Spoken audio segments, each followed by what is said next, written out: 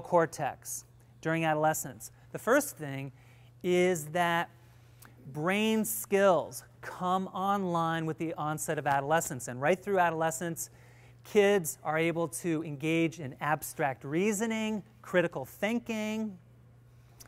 And what does that look like when you see these skills kind of come online with teenagers?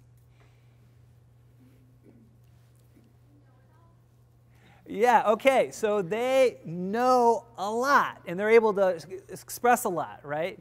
Yeah. What are some other signs that critical thinking and abstract reasoning skills are really online? Yeah, right, and they can kind of dance around you with their reasoning, with their argument, and they're going to be debating you, right? So lots of debates, lots of arguments, and you know that's a good thing. From a brain point of view, they're actually practicing those skills. They did not have those skills at age 8, 9, and 10. So those are new skills, and they're trying them out with you. Wow, what an honor, right?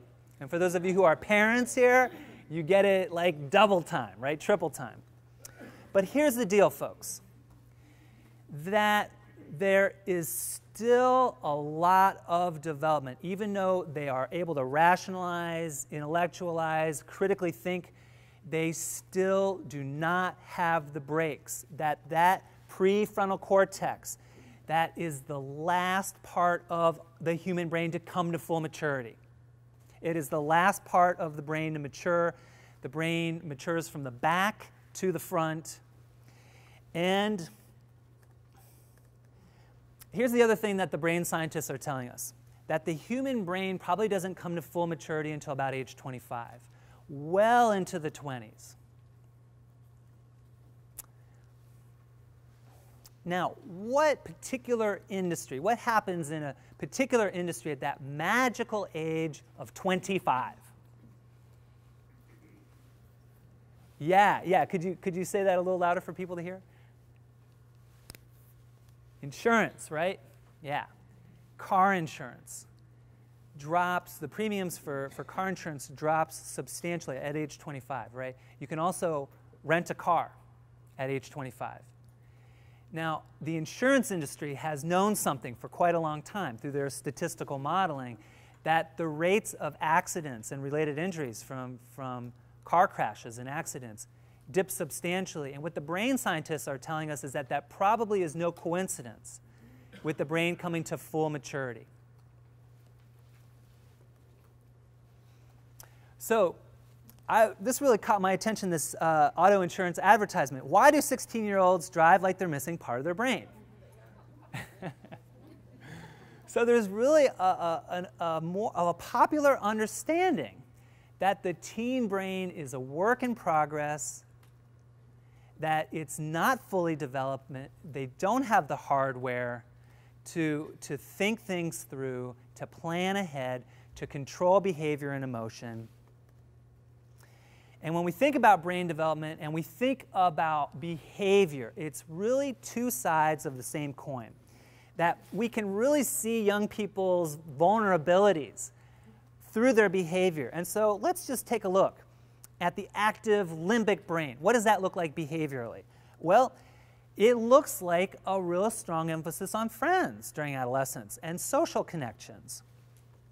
And what about limits to emotional regulation? They don't quite have the hardware to control emotion.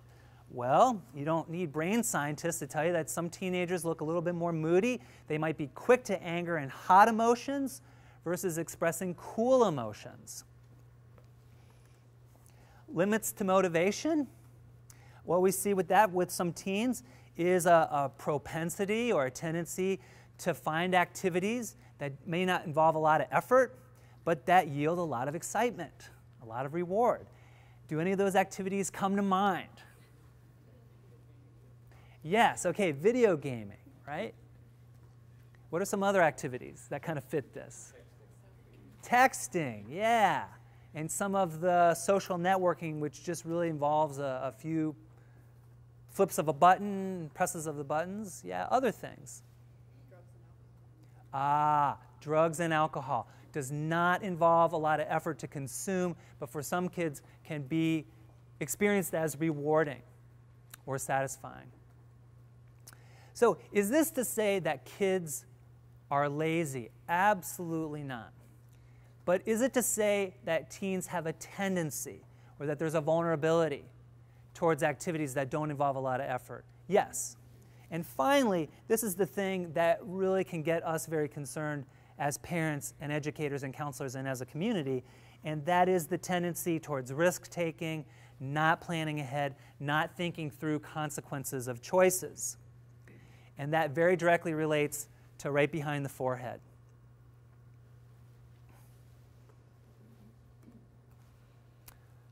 There's a couple of kind of bottom lines, and this is really the first one, is that what we've covered here is normative adolescent brain development and the findings coming out of the neuroscience labs.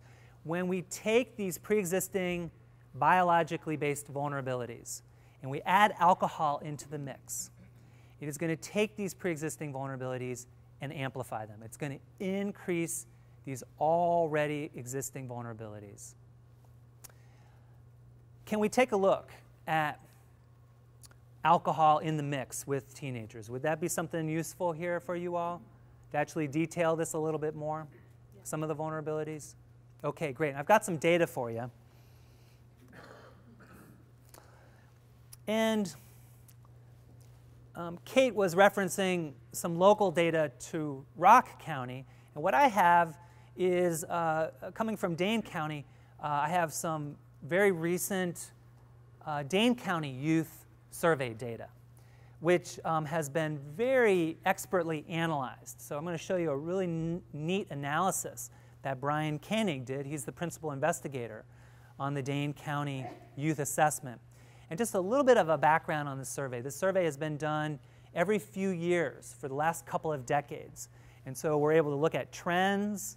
We're able to look at teenagers' opinions and experiences on a whole variety of different health and risk behaviors. This survey is voluntary. This survey is anonymous. Kids do not put their names on this, okay? And the response rate was very high. So what you're going to see here is the response of a little over 13,000 high school students across the county, Dane County, which represents about 95% of youth from Dane County.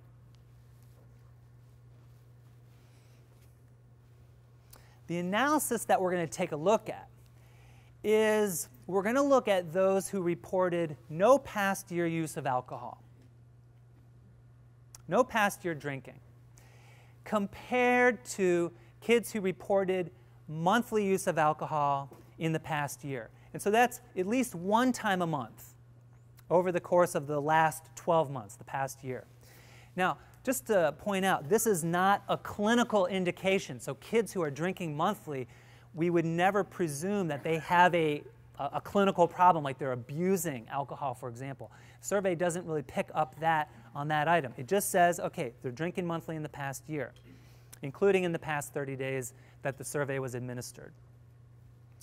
So what I'd like you to do is to take a guess, an estimation. Let's think about that abstainer group. How big is that group percentage-wise compared to kids who have tried alcohol, not even monthly drinking, but just tried alcohol in the past month? What I'd like everybody to do is to please stand up.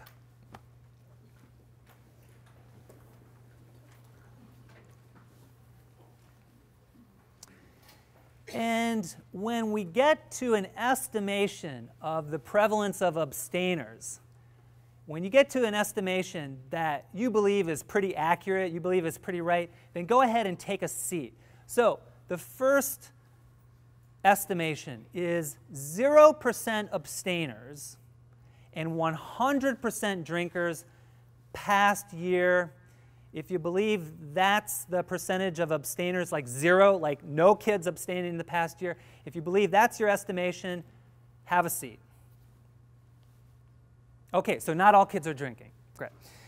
If you believe we got 10% abstainers and 90% drinkers in the past year, and again, drinkers just at least trying it one time in the past year, have a seat. 10% abstainers, 90% drinkers. Okay. 20% abstainers, 80% drinkers, past year, okay. 30% abstainers.